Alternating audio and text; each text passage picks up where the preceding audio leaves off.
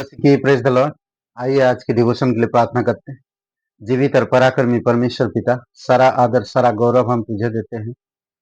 धन्यवाद देते हैं आपकी प्रेम और आपकी करुणा और दया के लिए, और आपकी वचनों के लिए धन्यवाद देते हैं, और आपकी पवित्र लोगों के लिए, हमारी पास्टर लीडर्स लोगों के लिए धन्यवाद देते हैं।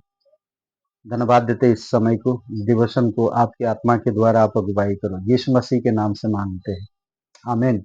ओके, आज हम लोग जो बात करेंगे वचन की तलवार। परमेश्वर का वचन तलवार की तरह है। तलवार अगर आपके पास है तो सामने वाले को डर होता है। आपके पास कोई हथियार है तो हमेशा आपके पास तलवार होना चाहिए, परमेश्वर का वचन। ओके, और हमेशा तलवार आगे रखना चाहिए, जिसको कहते हैं हमें झूठ और अंधकार के विरुद्ध युद्ध को लड़ सके, झूठ और अंधकार के बीच में ना।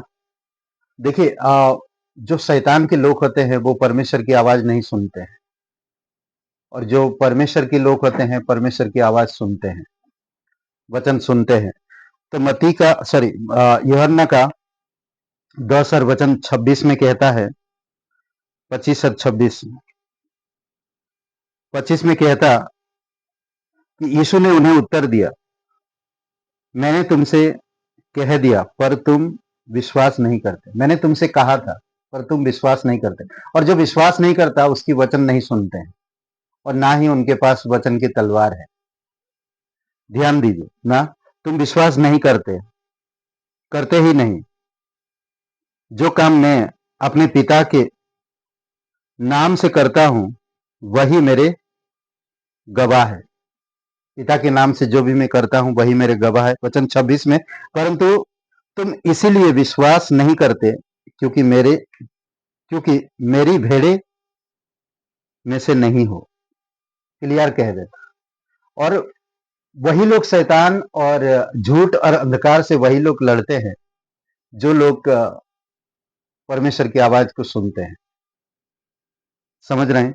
और जो परमेश्वर का नहीं है वो कभी नहीं समझ पाएगा, और ना ही उसको उस पर विश्वास करेगा। आज हमें जरूरी है कि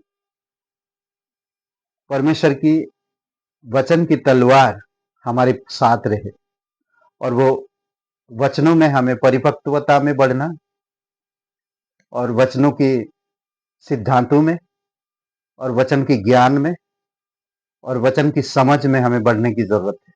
जब हम बढ़ते हैं वचन की सब ज्ञान में और बुद्धिमत्ता में, तो हम परमेश्वर की जो हर एक वचन को समझ पाएंगे, और हम उस पर विश्वास भी करेंगे, और हम फिर अंधकार की कामों के साथ लड़ पाएंगे।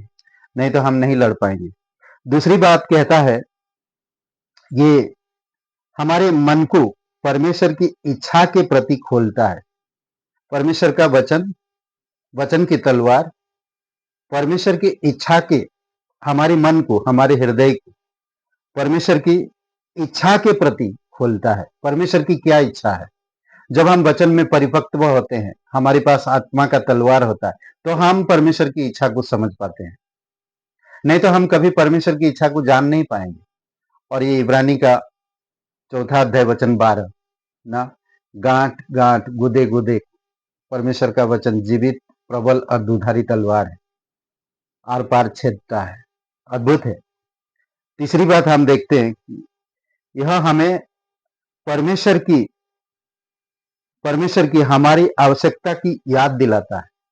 वचन में जैसे आप बढ़ते या आपके पास आत्मा का तलवार है, तो यही तलवार याद दिलाता परमेश्वर की कि परमेश्वर जो हमारी आत्मिक जरूरतें हैं उसे याद दिलाता। परमेश्वर कई बार वचन याद दिलाता। जानते हैं, आप कभी तकलीफ से गुजर रहे हैं या आप व्याकुल है ना, यीशु मसीह देखा भेड़ों को ना, यरूशलेम पर खड़ा होकर देखा, लोगों को देखा, भीड़ को देखा, तो तरस खाया। तो उसको याद है इनके पास कोई चरवाहा नहीं, उनको चरवाहा की जरूरत है। तो उसी प्रकार हमारे जीवन में भी करता है।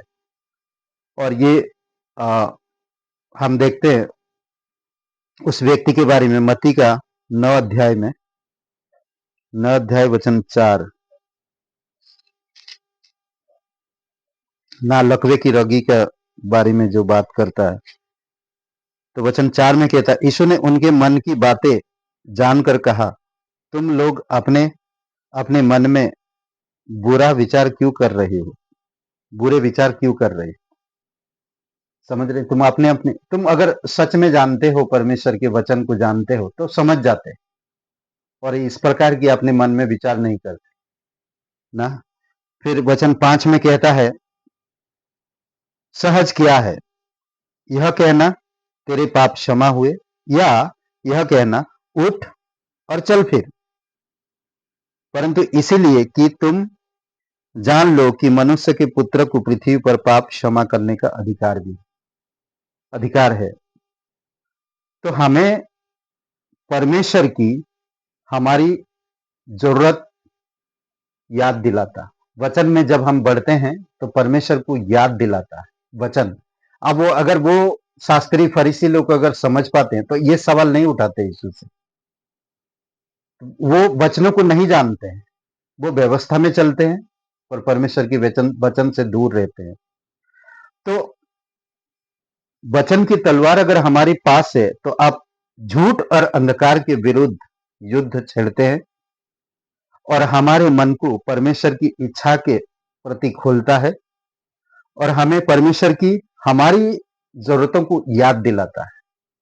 अद्भुत है। आखिरी में शैतान के हमलों से हमारी रक्षा करता है ये तलवार, वचन की तलवार।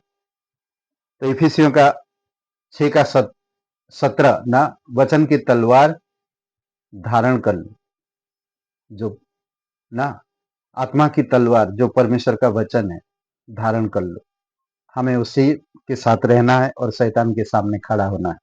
वचन की तलवार यानी कि वचन में जितना हम बढ़ेंगे, वचन हमें उतना सुरक्षित प्रदान करता है और हमें समझ और बुद्धि के साथ अगुवाई करता है, मजबूत बनाता है, स्वस्थ बनाता है।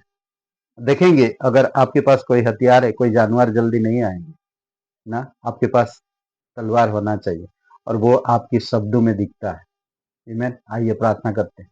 पिता परमेश्वर, प्रभु यीशु, हम धन्यवाद देते हैं प्रत्येक भाई बहनों को वचन की तलवार उनके साथ रहे। प्रभु यीशु, वचन को उनके हृदय की पट्टियों पर लिखो पिता, उनके मन में, उनके बैठने उठने, प्रभु हर एक जगह तेरे वचन इस्तेमाल कर सके प्रत्येक लोग।